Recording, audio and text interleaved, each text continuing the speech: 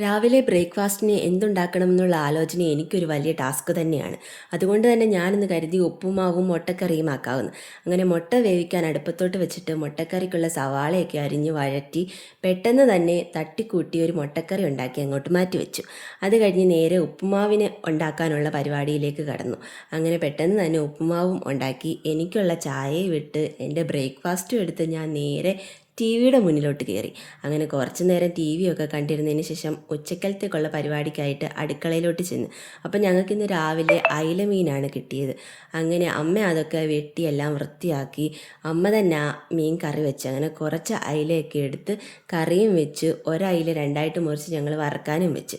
അപ്പോൾ പിന്നെ കുറച്ച് പയറിരിപ്പുണ്ടായിരുന്നു. അപ്പോൾ അത് തോരൻ വെക്കാമെന്നും പറഞ്ഞ് അങ്ങനെ അതൊക്കെ അരിഞ്ഞ് എല്ലാം സെറ്റാക്കി പയർ ഒന്ന് വഴറ്റി അതിനുള്ള തേങ്ങയൊക്കെ ചതച്ചിട്ട് അങ്ങനെ പെട്ടെന്ന് തന്നെ പയർ തോരനും റെഡിയായി.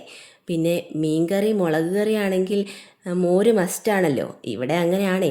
അപ്പം കുറച്ച് മോരൂടെ കാച്ചാന്ന് വിചാരിച്ച് പെട്ടെന്ന് തന്നെ മോരും കാച്ചി.